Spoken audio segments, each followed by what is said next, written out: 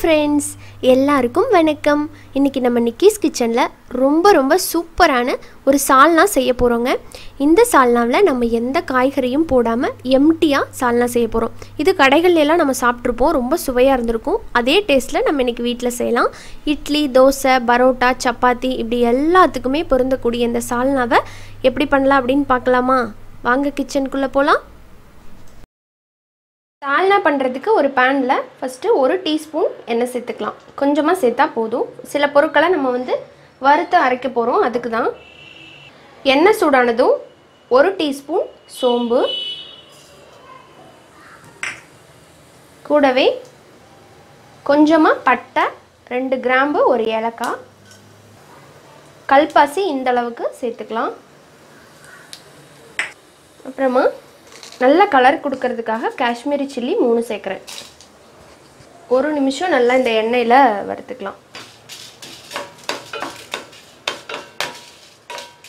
பாருங்கள், வறுபட்டுருச்சு.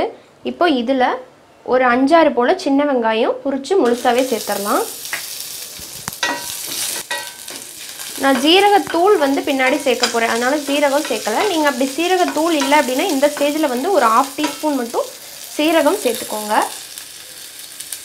அப்புறமா 1 டீஸ்பூன் கசகசா, ஒரு 5 முந்திரி. முந்திரி ஆப்ஷனல் தான். முந்திரி இல்லை அப்படின்னிங்கன்னா பொட்டுக்கல்ல ஒரு 1.5 டேபிள் ஸ்பூன் நீங்கள் சேர்த்துக்கலாம் அரைக்கும்போது. இப்போது இதோடவே பூண்டு 5 பல், கொஞ்சமாக இஞ்சி, இந்த சைஸில் இஞ்சி எடுத்திருக்கேன். இப்போ இதை சேர்த்துட்றேன். இது ஒரு 2 நிமிஷம் வறுபடட்டும். பாருங்கள், இந்த அளவுக்கு வறுபட்டதும் 1/2 கப் தேங்காய் துருவி எடுத்திருக்கேன், அதையும் இதில் சேர்த்துக்கலாம். சேர்த்துட்டு தேங்காயிலிருந்து நல்ல ஒரு வாசம் வரும், அது வறுபட்டு. அது வரைக்கும் இது நம்ம வறுத்துக்கலாம், இந்த மாதிரி வதக்கி விட்டுக்கலாம். பாருங்கள், இப்போ நல்லா வறுபட்டு வாசம் வந்துருச்சு. தேங்காய் நல்லா வறுபட்டுருச்சு. இப்போது இதை நல்லா ஆற வச்சுட்டு நைஸ் பேஸ்ட்டாக அரைச்சி எடுத்துக்கலாம். இப்போது சால்னா பண்ண ஆரம்பிச்சிடலாம். அதுக்கு ஒரு பேனில் ஒரு 2 டேபிள் ஸ்பூன் எண்ணெய் சேர்த்துக்கலாம். எண்ணெய் சூடானதும் ஒரு பிரியாணி இலை, சின்னதாக ஸ்டார் பூ, அப்புறமா ஒரு கிராம்பு, கொஞ்சமாக பட்டை, எல்லாமே நம்ம சேர்த்து அரைச்சிருக்கோம். இதில் வாசனைக்காக கொஞ்சமாக மட்டும் சேர்த்துக்க போகிறோம். அப்புறமா ஒரு 1/2 டீஸ்பூன் மட்டும் சோம்பு சேர்த்துக்கலாம். இது எல்லாமே 1 நிமிஷம் இந்த எண்ணெயில் அப்படியே ஃப்ரை ஆகட்டும். இப்போ இதோட கருவேப்பிலை சேர்த்துக்கலாம்.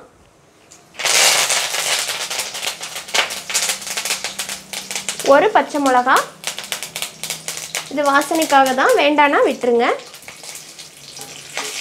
அப்புறமா இதில் நம்ம வெங்காயம் சேர்த்துடலாம். ஒரு பெரிய வெங்காயத்தை பொடி பொடியாக கட் பண்ணியிருக்கேன்.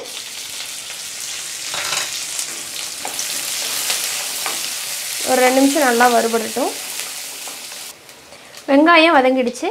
இதில் மீடியம் சைஸில் 2 தக்காளி, பெரிய தக்காளினா 1 போட்டால் போதும். சீக்கிரமாக வதங்கிறதுக்காக உப்பு. தக்காளி நல்லா மசிஞ்சிருச்சு. இப்போ இதில் நம்ம பொடியை எல்லாம் சேர்க்க போகிறோம். 1/4 டீஸ்பூனை விட கம்மியாக மஞ்சத்தூள், 1/2 டீஸ்பூன் சீரகத்தூள், 1 டேபிள் ஸ்பூன் மல்லித்தூள், 1 டீஸ்பூன் மிளகாய்த்தூள். காரம் அதிகமாக வேணுன்னா அதிகமாக சேர்த்துக்கலாம், இது மீடியமாக தான் இருக்கும் காரம். இதோடவே 1 டீஸ்பூன் கரம் மசாலா தூள் சேர்த்துட்டு கலந்து விட்டுக்குங்க. கலந்து விட்டுட்டு நம்ம அரைச்ச மசாலா விழுதை இதில் சேர்த்துடலாம். அதோடவே தண்ணி சேர்த்துட்டு ஒரு வாட்டி கலந்து விட்டுக்கலாம். 1 நிமிஷம் வதக்கினதுக்கப்புறமா நம்ம தண்ணி சேர்ப்போம் தேவையான அளவுக்கு. இப்போ இது இருக்கட்டும். இப்போ இதில் தேவையான அளவுக்கு தண்ணி சேர்த்துக்கலாம். குருமா எந்த அளவுக்கு உங்களுக்கு கன்சிஸ்டன்சி வேணுமோ அந்த அளவுக்கு தண்ணியை ஊற்றிக்கோங்க. பரோட்டாக்கு சாப்பிட்ற மாதிரி இருந்தால் ரொம்ப தண்ணி மாதிரி இருந்தால் தான் நல்லாயிருக்கும். இட்லி, தோசை, சப்பாத்திக்கெலாம் சாப்பிட்ற மாதிரி இருந்ததுன்னா கொஞ்சம் மீடியமாக வச்சுக்கோங்க. பரோட்டாக்கு ரொம்ப சூப்பராக இருக்கும் இந்த சால்னா. இட்லி, தோசை எல்லாத்துக்குமே நல்லாயிருக்கும், குறிப்பிட்ட பரோட்டாவுக்கு ரொம்ப நல்லாயிருக்கும். இப்போ இதில் தேவையான அளவுக்கு உப்பு. இப்போ நம்ம லிட் வச்சு க்ளோஸ் பண்ணிடலாம். ஒரு 5லேருந்து ஒரு 8 நிமிஷம் போல் இது நல்லா கொதிச்சு வரட்டும். பச்சை வாசம்லாம் போய் வந்ததுக்கப்புறம் பார்க்கலாம். இப்போ ஒரு 8 நிமிஷம் ஆயிருக்கு, பார்க்கலாம். வாவ், பாருங்கள் நம்மளோட சால்னா இப்போ சூப்பராக ரெடி ஆகிடுச்சு. நல்லா வாசனையாக இருக்குது. இப்போ இதில் கடைசியாக மல்லி இலை தூவிடலாம்.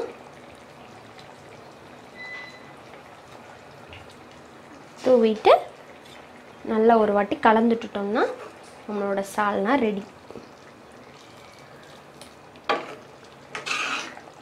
சூப்பரான எம்டி சால்னாவை நீங்களும் வீட்டில் ட்ரை பண்ணி பாருங்கள். ரொம்ப அருமையாக இருக்கும். செஞ்சு பார்த்துட்டு ஃபீட்பேக் கொடுங்க.